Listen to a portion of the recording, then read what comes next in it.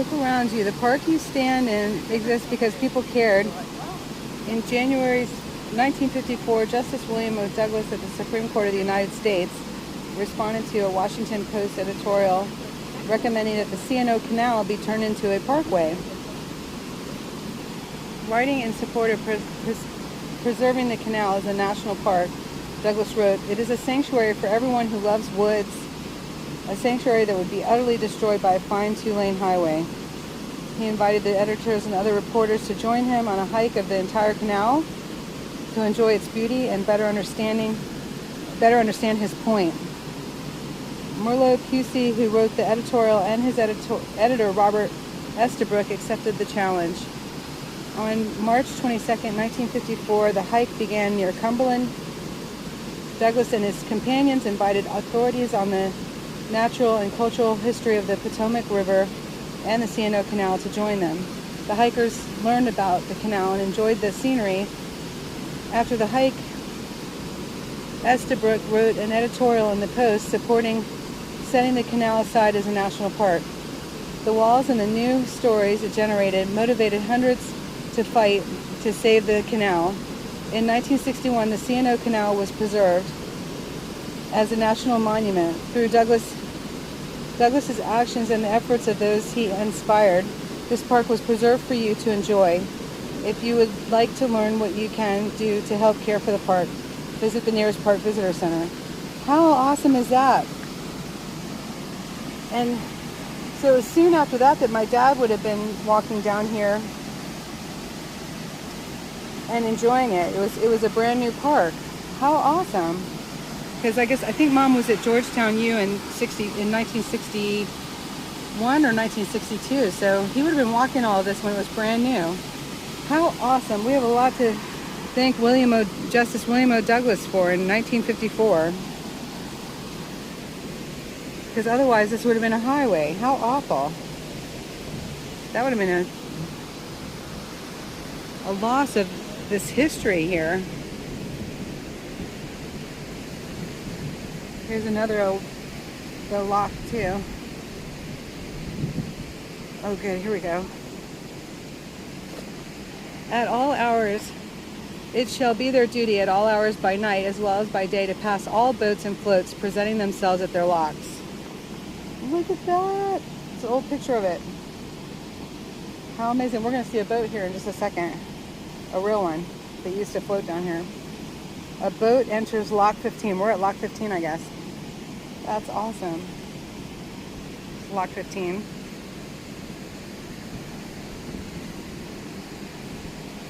Wow. Every time his boat passed through a lock, a boat captain put his life and livelihood in the hands of the lock tender. The wooden lock gates were a delicate balance between safety and efficiency. They had to be light enough to allow one man to move them, yet strong enough to hold back 140,000 gallons of water. A skilled lock tender could judge and adjust the flow of water in or out of the lock to minimize the risk to boat and lock. Lock tenders were responsible for the safe operation and maintenance of lift locks. Neglect or carelessness could mean disaster. In exchange for a small monthly salary, an acre of land, and a house, lock tenders heeded the horn blast of boatmen even at 2 a.m. or on Sunday. After all, time was money. A small monthly salary, an acre of land, and a house. Wow.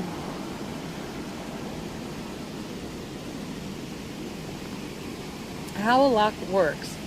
Lift locks raise and lower boats to overcome changes in elevation.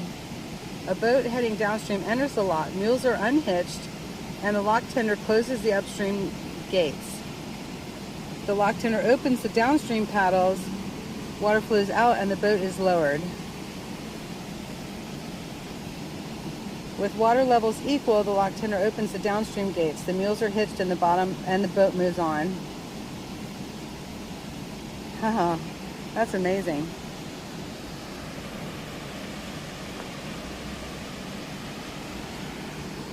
Engineering miracles. And now we get to see one of the lock boats, one of the canal boats. Oh boy, look, you could rent a townhome right here. That's a cutie. Look how I get distracted. Oh my goodness. Brenda, yay, you're back. The henpeck party was about, and you were gone when I got back. Oh no, it overheated, I guess.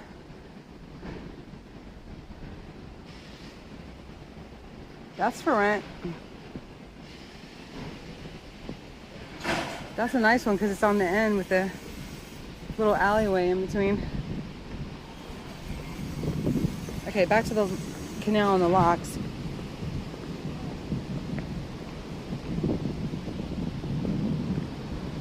So here's one of the canal boats.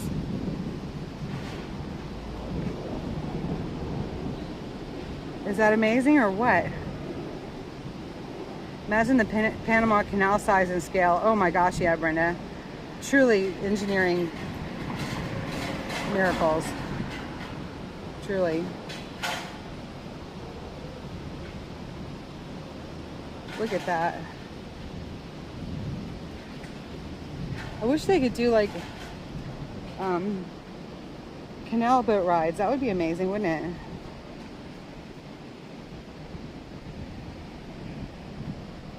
So it had to be narrow and to be able to go underneath these and through these kind of gateways.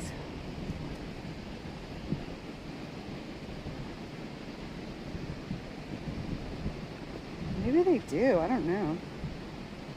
Ow. Oh my God. Watch where I'm walking. I almost twisted my ankle. Wouldn't be the first time. Look at this.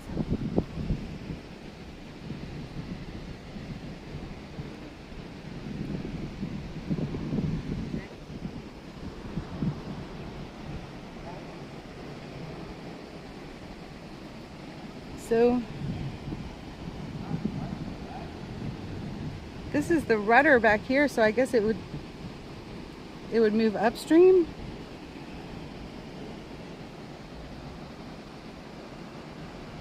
Huh. Or either way.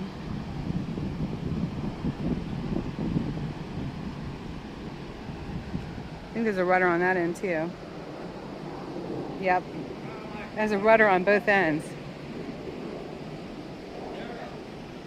How amazing.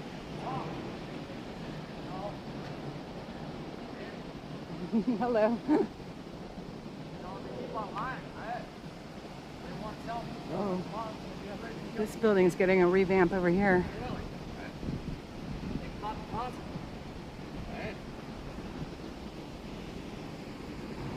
They don't want to let it play out.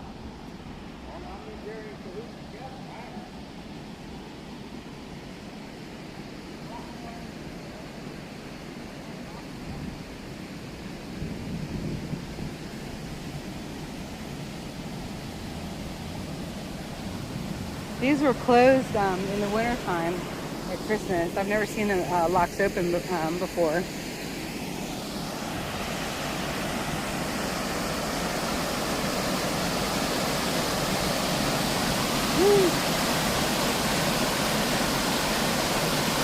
Not much margin for error, that's for sure, right? Those wrought iron.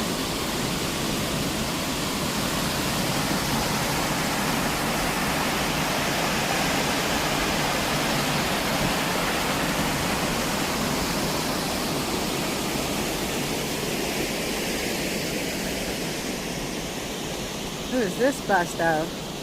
In recognition of Justice William O. Douglas, who preserved this for the park. God bless him for his contributions toward the establishment of the Chesapeake and Ohio Canal National Historic Park. National Park Service, May 17th, 1977. That was dedicated to him. God bless him. Ooh,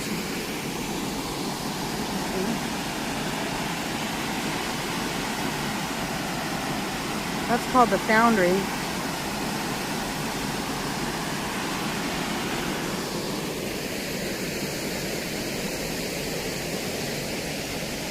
This is lock 3.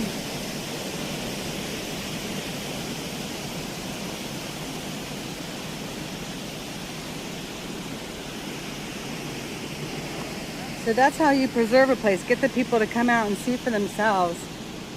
why it needs to be preserved. So another reminder of why we need to get people out to the J6, to the DC jail. More people need to go and see what the conditions are in order to change it. Because that place does not need to be preserved. Look at this.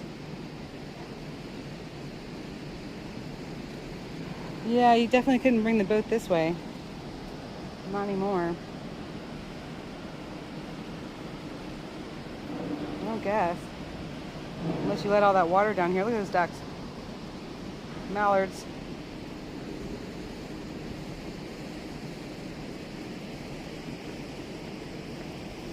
Why the pilings? So they can't be run, I guess.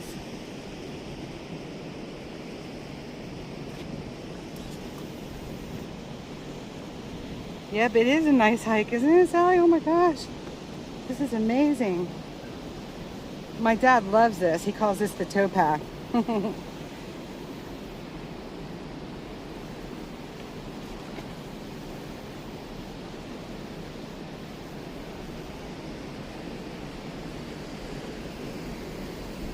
Oh boy, that's a good shot. Wait until you see this. Wow. I cannot wait to show my dad this.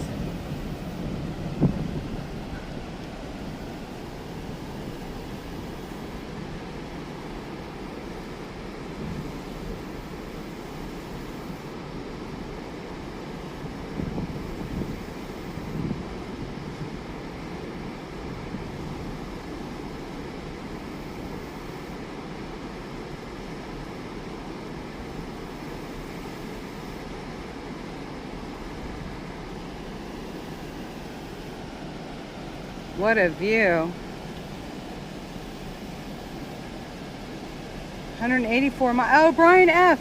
You must have heard me talking about you. I said, if we had Brian F. here, we would have more of the history too.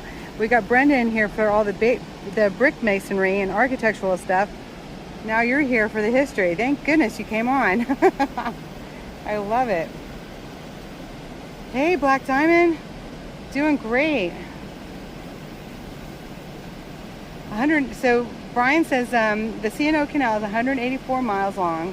The Panama Canal is 50 miles long. Oh, interesting. But how wide is the C&O Canal, Brian? And how wide is the Panama Canal?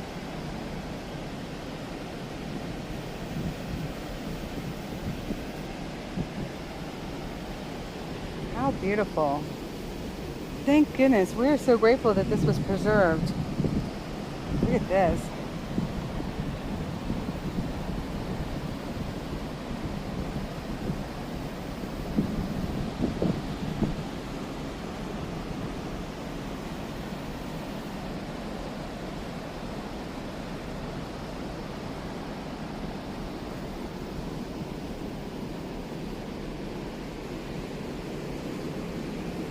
Old factory. That is old too.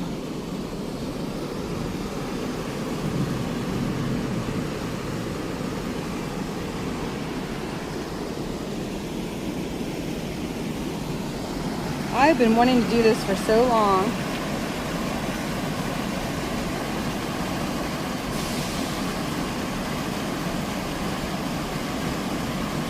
Oh, got you, Brian. We're gonna have to do some looking up later. God bless you. I'm so grateful you popped in though. Have a glorious day. And we will definitely see you later.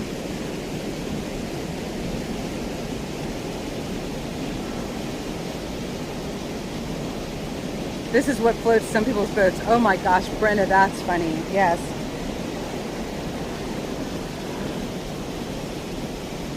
This is what floats our boat today. We love this.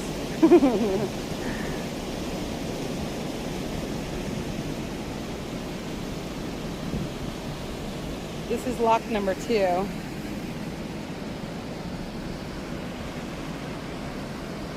Boy, it's just amazing watching all that water down there just gushing through. Loud too, isn't it? Ooh. Look at this old... Look at the wrought iron holding the bricks in.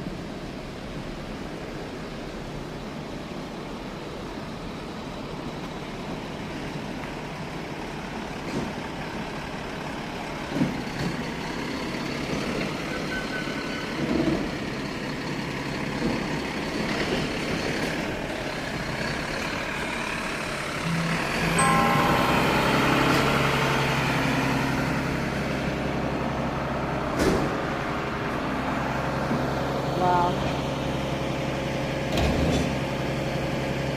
That's got to be like a good 25, 30 feet down.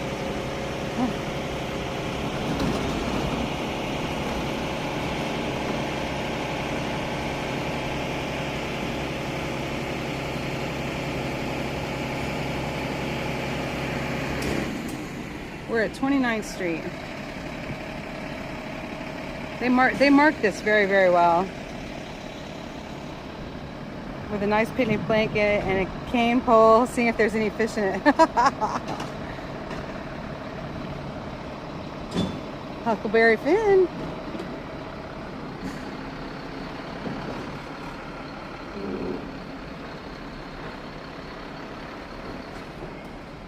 That almost looks like a stone bench or something over there, but it's not. But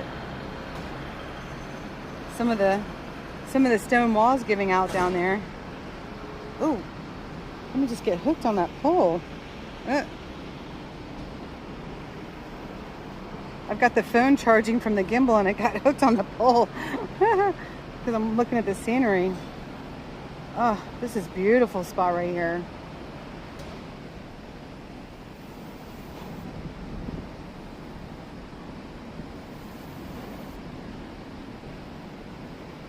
Oh, Brenda, he says, Brenda, C&O Canal rises 605 feet over that distance.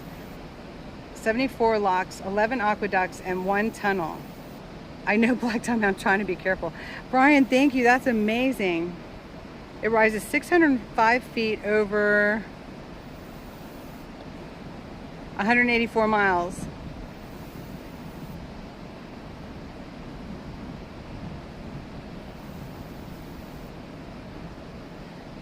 I know, I have to admit, when I'm standing close to the edge, I get a little wobbly. Kind of gives you that little bit of a queasy feeling. I gotta walk through this part pretty quickly. It's pretty warm. So that's probably lock number 1.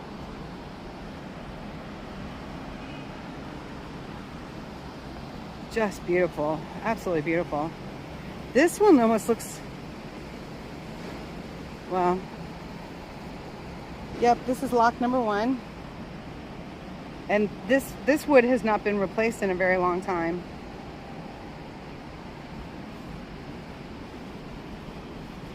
We're walking through a field here. I'm glad I have my hiking boots on, or I probably wouldn't be doing it.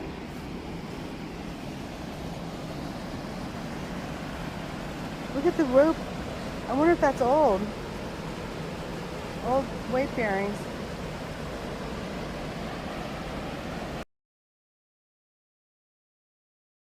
Oh, there's a limb under there. This was some kind of a piling. Some concrete here.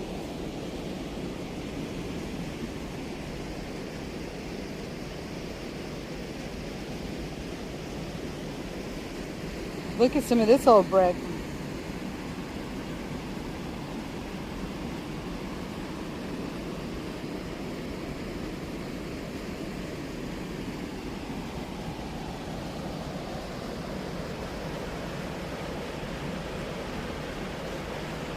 Just amazing. And then you can see the water. Oh boy, we can see the water from 3 different locks here. Or 3 different gates. If you go way, way back to the end, you can see the first one. There was a really tall one.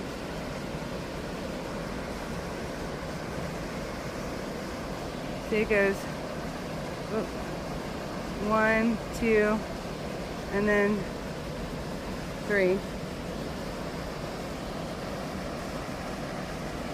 That's a cool shot.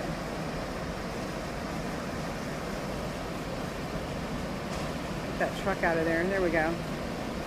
That's a cool shot right there.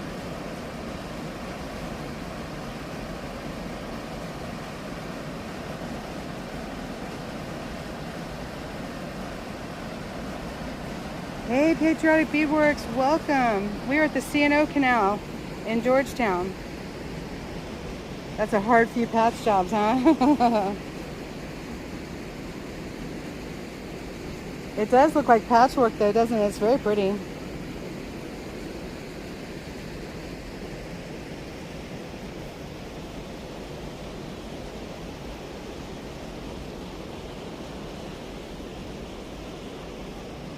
Look at this. This is rotten. Rotten and splintered. It fell a little bit. It broke.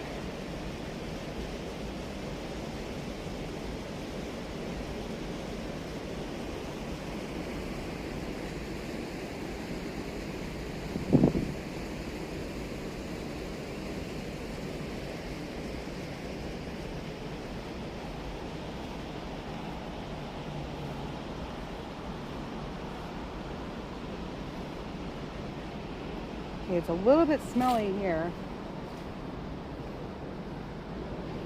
Oh, that's nice. They've got a outdoor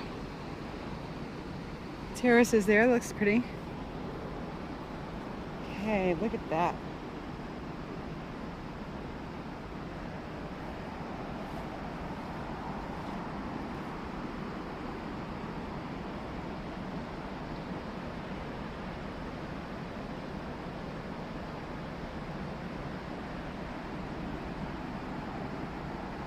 And here is where it's going to meet to be able to go over to the Potomac, I believe.